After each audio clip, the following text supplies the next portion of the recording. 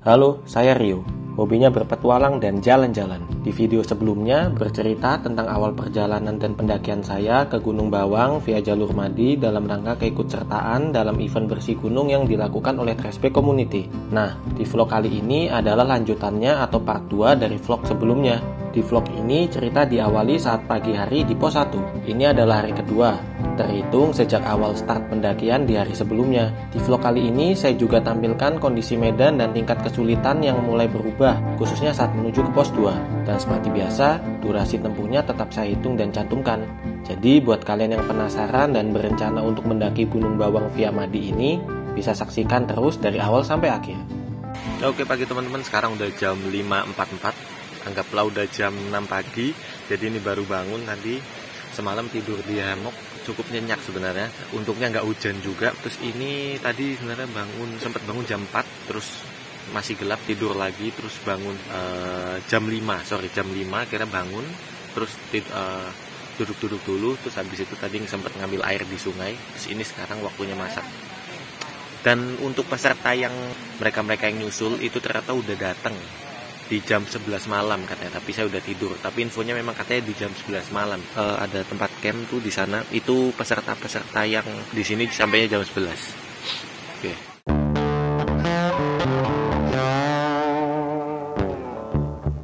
Ya seperti inilah kondisi pos 1, dekat dengan sungai sehingga tidak perlu khawatir jika butuh stok air untuk berbagai keperluan seperti memasak. Akan tetapi, jujur bagi saya tidur di dekat aliran sungai seperti ini cukup mengganggu, karena suara dari aliran sungai tersebut. Ya mungkin karena saya belum terbiasa saja.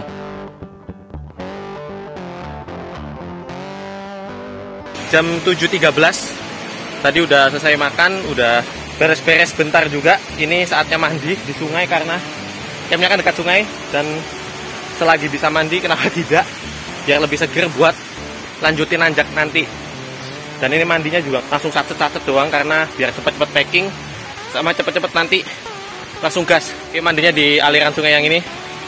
Campnya di sebelah sana sama sebelah sana, jadi saya nggak milih di arah hulu karena nanti takut mencemari air, jadi saya milih ke arah hilirnya dan yang sepi dan potongan batu-batu. Oke, mantap, langsung mandi.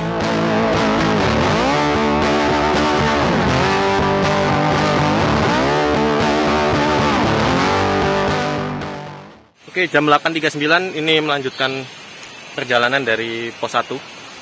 Pos 1. Untuk lanjut ke pos 2. Nanti sampai jam berapa nih saya lihat lagi karena saya nggak baca betul-betul estimasinya, tapi ada di file di HP. Jadi nanti istirahat di pos 2 siang. Dari pos 2 langsung lanjut lagi untuk ke puncak. Jadi di hari kedua itu ngecampnya di puncak. Dari hasil riset yang saya lakukan di berbagai sosmed itu dia agak lapang, jadi vegetasinya nggak banyak. Oke, ini lanjut melipir aliran sungai lagi. Oke, setelah berkemas dan bersiap, ini adalah waktunya untuk melanjutkan perjalanan ke pos 2. Trekking di hari kedua ini cukup ramai karena bebarengan dengan para peserta yang startnya menyusul di malam hari. Ya, semoga pendakian hari ini bisa berjalan lancar untuk semuanya dan bisa mencapai ke puncak dengan selamat.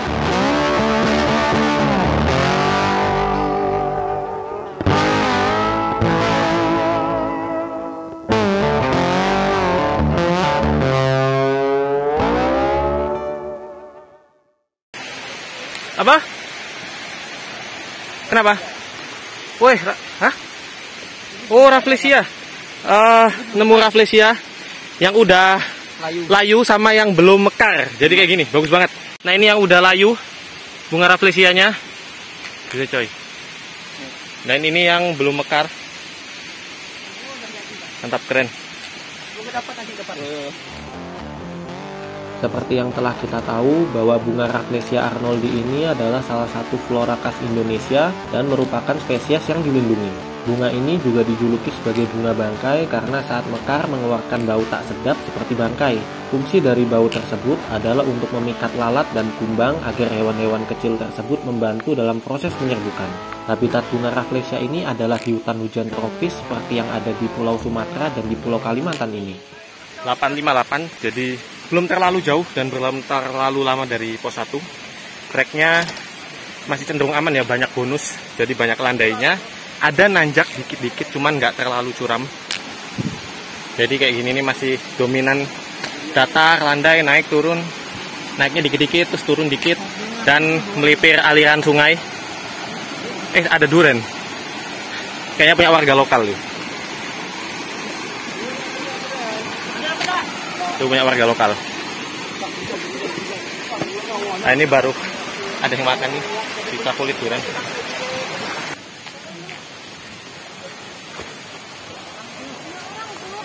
Istirahat dulu. 9.00, 9 pas, istirahat dulu bentar. Mungkin 5 menit, 10 menitan nanti lanjut lagi. Di depannya treknya masih belum terlalu nanjak. Ada nanjak sedikit, cuman masih nggak terlalu curam. Jadi masih mantap lah. Istirahat cuma semenit, 9.01, lanjut trekking lagi. Katanya barusan itu sungai terakhir, baru ada sumber air lagi nanti di pos 2. Cuman saya nggak ngisi karena emang udah ngisi di pos 1 tadi, jadi aman lah. Setelah istirahat singkat, saya melanjutkan lagi pendakian menuju ke pos 2.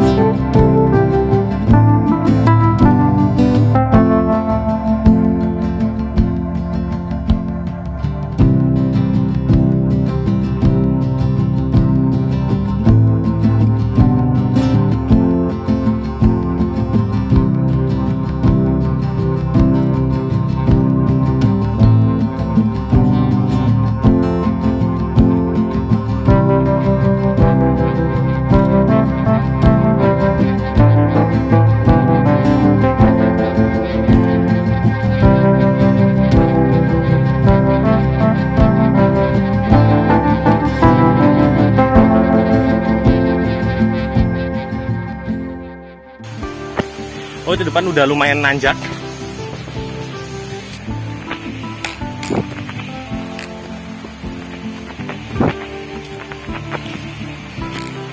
Keren.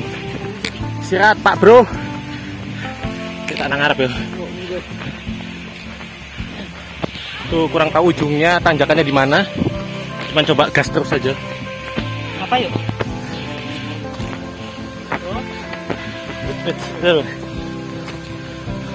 Apakah di batu itu? Jadi ini, kalau kemarin kan saya ikut rombongan belakang, jadi ini ikut rombongan depan aja, biar lebih cepat sampai lah. Istirahat doang.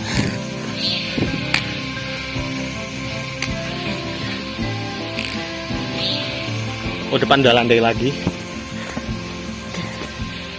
Ini udah jalan 6 menit, sekarang 9.06. Istirahat dulu sebentar, nanti gas lagi. Saya akhirnya ada di paling depan, tapi teman-teman yang di belakang nggak terlalu jauh. Jadi nanti nunggu yang barisan depan tadi maju duluan, mungkin saat 3-4 orang baru saya nanjak lagi. Maksudnya supaya nanti sampai di pos 2 itu lebih cepat. Terus start lagi dari pos 2 itu saya lebih cepat lagi, karena buat ngecamp di puncak kan tempatnya agak sempit. Saya mau ngincar lokasi untuk pasang flysheet untuk shelter, biar ada space lah.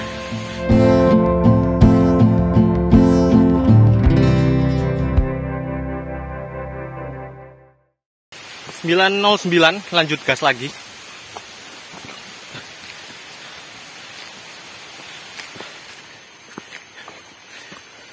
Oh, ini masih ada camp-camp warga lokal.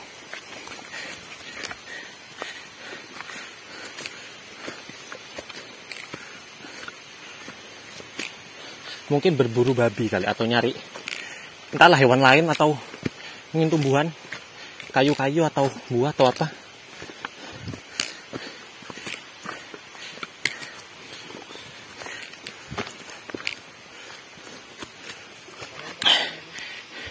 (9.13) break dulu, nanti lanjut lagi. 18 lanjut trekking gas.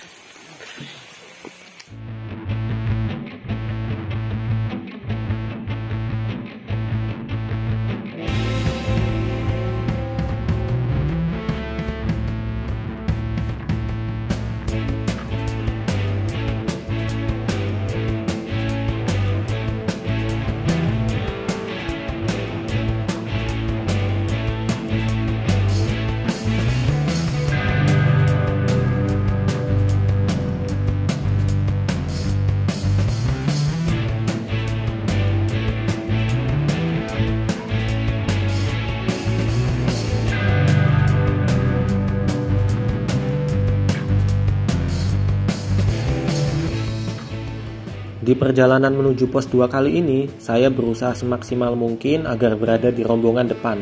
Bukan tanpa alasan atau karena ketidaksabaran, melainkan agar nanti di pos 2 saya juga bisa sampai lebih awal dan bisa segera melanjutkan perjalanan lagi ke arah puncak untuk segera mendirikan shelter. Bagi saya pribadi, dalam mendaki memang membutuhkan manajemen waktu yang cukup baik, artinya bukan terlalu kaku dengan patokan waktu dan tidak bisa menikmati perjalanan, melainkan karena waktu akan banyak berpengaruh dengan jadwal selama perjalanan dan kondisi fisik serta mental saat berkegiatan. Bukankah semakin kita tidak membuang-buang waktu akan semakin lebih baik? Itu sih bagi saya pribadi ya, mungkin jika bagi kalian berbeda ya tidak apa-apa juga.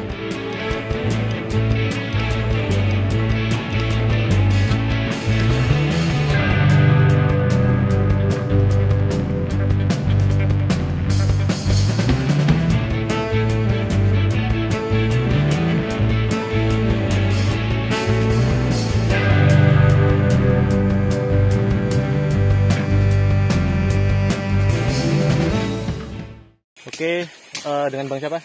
Bang Jul. Bang Jul. Jadi Bang Jul ini salah satu guide yang diantara 2 guide yang nemenin peserta traceback untuk ikut trekking di Gunung Bawang. Nah, Bang Jul ini kan guide Gunung Bawang ini. Iya.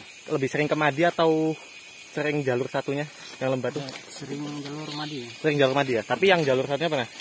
Yang jalur yang Lembatu belum. Oh, sebelah belum. Berarti memang Abang Jul ini guide lokalnya di jalur Madi. Rumahnya berarti di Desa Madinya memang. Oh, Desa Madi. Bang, saya mau tanya juga, kalau misalnya katakanlah bukan dalam event gini nih, kelompok 4-5 orang atau individu mau ke Gunung Bawang, itu kalau biaya guide-nya itu berapa kira-kira? Biasa per paket. Per paket itu berapa, apa aja tuh? Satu paket tuh terdiri 10 orang. 10 orang. Satu paket tuh 350. 350 itu udah include sama apa ibaratnya? Parkir. Oh, free parkir. Pemandu juga ya. Oke. 10 orang itu maksudnya maksimal atau minimal? Maksimal. Oh, maksimal. Berarti kalau kelipatan nanti harus 2 guide gitu ya. Itu berarti kalau katakanlah di bawah 10 tetap hitung 350 tadi ya. Iya. Katakanlah kalau misalnya ada orang nih sering di luar, bukan orang Madi. Udah misal katakanlah orang luar kota, Pontianak atau sebagainya mau trekking di Gunung Bawang, tapi nggak pakai guide, itu boleh apa nggak? Itu nggak boleh. Itu nggak boleh karena diwajibkan dari. Oh, memang diwajibkan pakai guide. Jadi buat teman-teman yang emang mau trekking di Gunung Bawang, salah satunya jalur Madi itu wajib pakai guide. Bisa hubungi Bang Jul atau ada lagi di bawah tuh Bang Franky. Nanti bisa disebutin WA-nya mungkin ya. Nanti saya cantumin di bawah. Jadi kalau teman-teman yang mau trekking di Gunung Bawang bisa cantumin kontak aja sama Bang Jul untuk jasa guide lokalnya. Gitu ya. Makasih Bang ya. Oke, mantap. 9.40 gas lanjut lagi trekking. Dari yang semula lumayan landai dan nanjaknya nggak terlalu gimana, ini udah mulai nanjak secara konstan.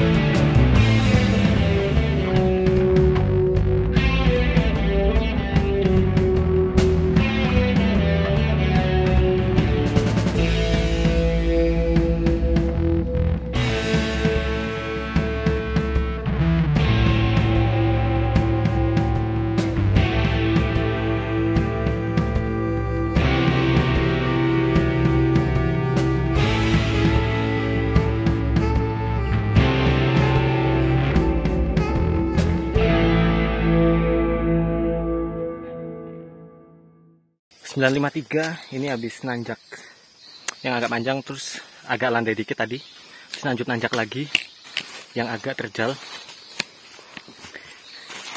Jadi siapkan tenaga, pelan-pelan aja nanjaknya, nggak usah buru-buru biar nggak nyisa pernapasan sama jantung.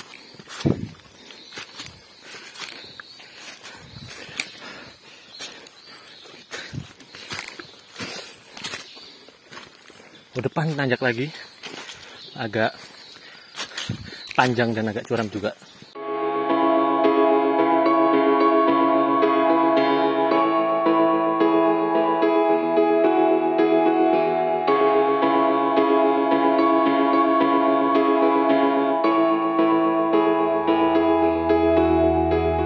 Seperti yang sedang kalian lihat, kali ini treknya mulai menanjak. Di trek pendakian seperti ini diperlukan kemampuan mengatur nafas dan langkah yang cukup baik agar langkah tetap konstan dan stamina tidak cepat terkuras.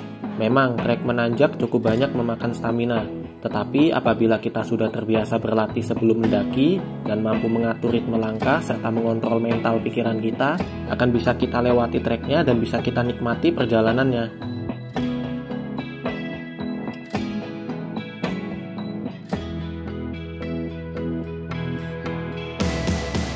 10.32, setengah 11, udah jalan beberapa menit dari tanjakan yang awas, hati-hati, lumayan curam tadi.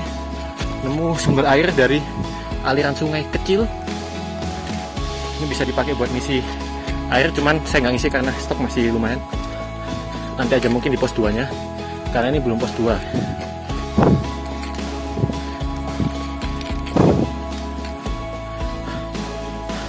Terlihat jalannya melipir sini. Oke, lanjut terus.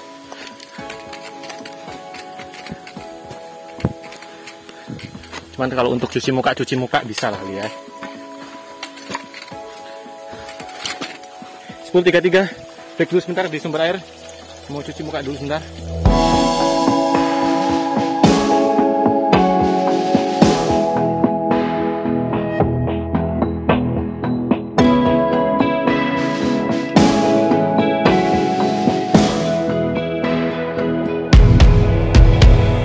Jam 10.37 lanjut lagi trekking ke atas menuju ke pos 2.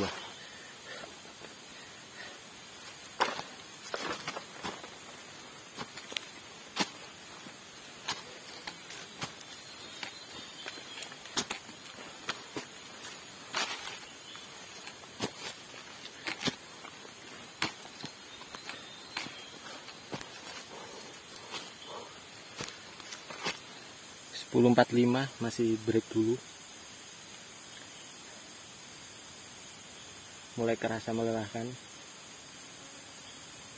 Jadi di Randon itu kan harusnya jam setengah 8 start dari pos 1 dan sampai di pos 2 itu jam setengah 12, berarti 4 jam kan estimasi. Tadi sedangkan baru berangkat dari pos 1 tuh setengah 9, dan ini berarti kemungkinan sampai di pos 2 itu jam setengah 1 kalau ngikutin estimasi waktu 4 jam. Cuman anggaplah pakai perkiraan waktu terburuk mungkin 5 jam, jadi mungkin paling buruknya sekitar setengah 2 lah sampai. Cuman kalau lebih cepat lebih bagus. Dan nanti perjalanan dari pos 2 ke puncak itu sekitar 2 jam. Hitung waktu terburuk 3 jam, berarti setengah 2 mungkin setengah 5 kalau paling buruknya sampai di puncak. 10.49, istirahatnya udah lumayan lama juga. Tadi di bawah sumber air barusan sempat istirahat beberapa menit, dan ini barusan istirahat juga. Habisnya langsung lanjut lagi ke atas biar nggak terlalu lama di jalan, biar segera sampai di pos 2, nanti sampai di puncak biar lebih cepat juga. Gak jauh dari tempat istirahat tadi ada bonus agak pendek, lumayan lah buat sedikit recharge tenaga. Tapi harus tetap hati-hati karena pinggir itu langsung jurang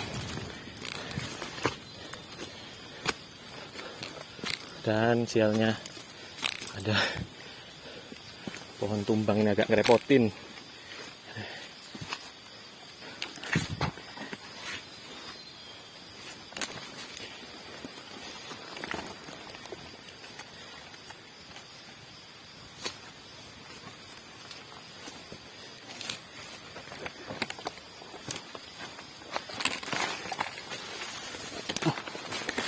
Awas tuh bang, agak longsor tuh.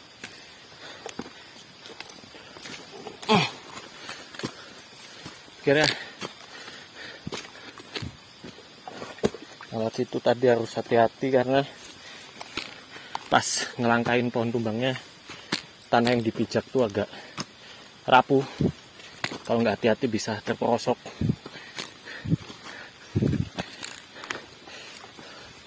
Ini masih trek bonus, lumayan.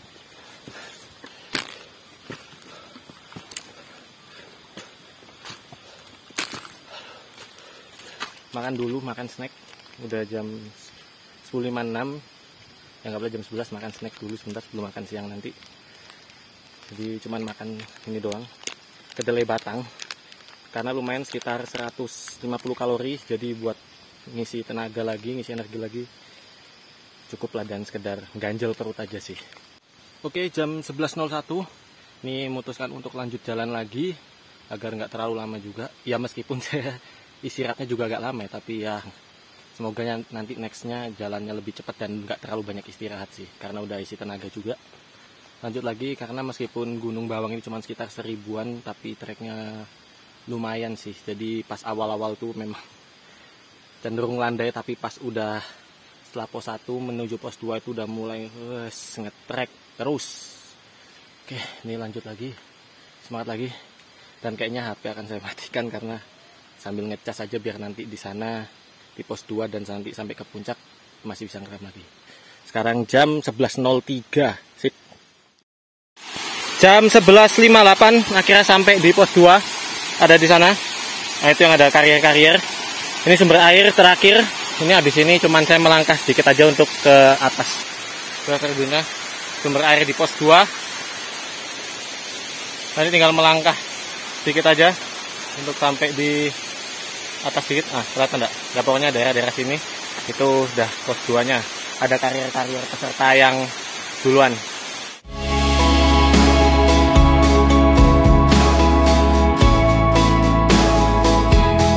Pas jam 12.01, jam 12 beli 1 menit, berhenti di pos 2. Berhenti agak lama ya, karena isi perut dulu, isi tenaga dulu, makan dulu. Cuman makan siangnya juga yang saya siapin untuk di hari ini itu nggak terlalu repot, gimana, yang simple aja. Yang penting padat gizi dan tinggi kalori karena aktivitasnya berat. Mungkin cukup nanti makan snack sama beberapa energi bar aja. Habis itu recharge energi, ngisi air sebentar, lanjut lagi sampai ke puncak. Estimasi ke puncak ini kan 2 jam. Ya anggaplah 3 jam lah paling buruk. Mungkin nanti jam 12:30 baru start. Berarti kalau waktu normal itu nanti 2:30 sampai di puncak. Tapi kalau 3 jam berarti 3:30 udah sampai di puncak. Ya, sekian dulu cerita pendakian kali ini. Cerita selanjutnya hingga akhir cerita pendakian ini ada di part 3. Terima kasih banyak untuk kalian yang sudah menonton dari awal sampai akhir, dan sampai jumpa di part selanjutnya.